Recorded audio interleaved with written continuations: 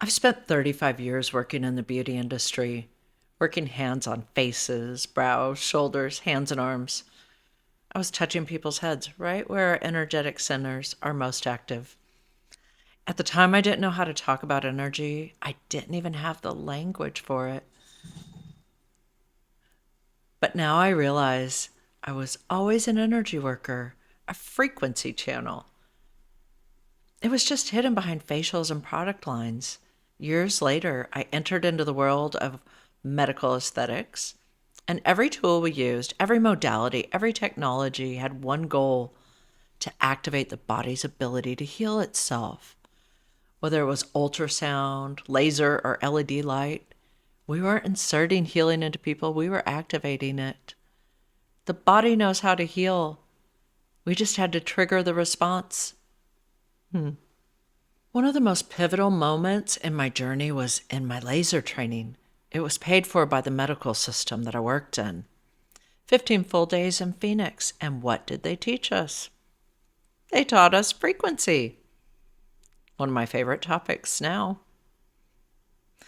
Each color of light had its own wavelength.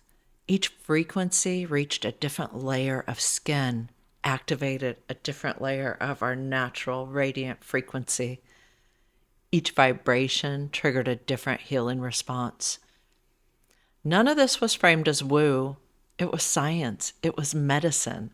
And yet now that frequency has become so accessible to the masses, it's dismissed. Called woo. Imagine that. But why? You'll see red light therapy in Planet Fitness now, one of the biggest fitness chains in the country. Why would a multi-million-dollar corporation invest in red light if it didn't work? There's peer-reviewed studies on this. Books titled Light is Medicine, The Healing Power of Light, entire fields built on how light affects biology. And this isn't new. Even NASA has studied red light's ability to heal wounds in space. I remember once using red light therapy on my son after an injury. About 15 years ago, he told me, "Mom, but we're not in space," after I let him know that it was a NASA technology. We laughed, but the truth is, you don't have to be in space to understand frequency. Light is energy, sound is energy, and healing in its purest form is a return to frequency harmony. Hospitals use ultrasound and lasers, sound and light every single day. Why are we told not to trust our own energetic nature just because we can't see it? Just because you can't perceive something doesn't mean it isn't real. Animals see frequencies we don't. They hear ultrasonic sound waves humans can't.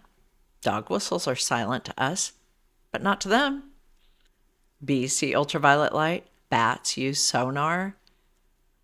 If we accept that nature can tune in to what we cannot, why deny that we too are made to sense more than we've been taught? We are electromagnetic beings. We ground energy. We emit and absorb light. When healing shows up as free, natural, or subtle, it's dismissed. It's only called woo when there's no way to charge for it. Imagine that. And here's the part no one talks about. The difference between love and fear is vibrational. Fear collapses the field. It cuts you off from your inner knowing and your intuition. It distorts your perception and pulls you into survival mode. Love expands the field. It restores your clarity. It opens you to guidance, intuition, and your truth. This is not just spiritual talk. That's frequency. That is physics. And if you're constantly being triggered, if you're always reacting, ask yourself, who benefits? Who benefits from you being disconnected from your own knowing? Because it's a lot easier to be mad at others than it is to look within. Right? You might be wondering why any of this matters or why I feel so strongly about it. It's because I lived it, because I spent decades in a career that taught me to care for others, but never gave me the language for what I was really doing. Channeling peace, restoring nervous systems, moving energy through presence. I wasn't taught how to protect my own energy. This is one of my goals here on this channel, to help you understand how to protect your own energy, how to clear your own energy field. Because this is how you empower yourself to understand you are an energy being first. Always. You are an eternal being of love and light.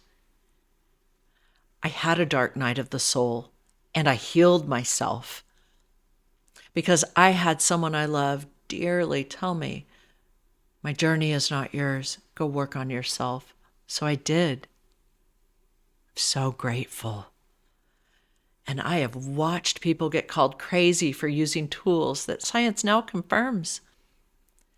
And I know when you find your medicine in nature and breath and love and grounding, you are no longer dependent on the system that profits from your disconnection to all that is the source of love, the source of unconditional love and life and being. And that is the real revolution.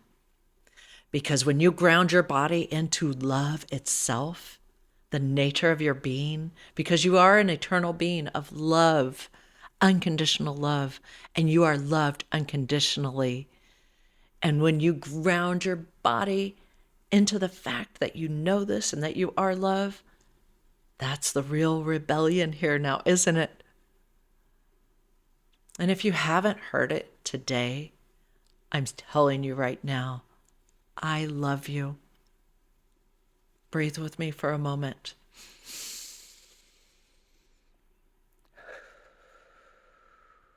Let your shoulders relax.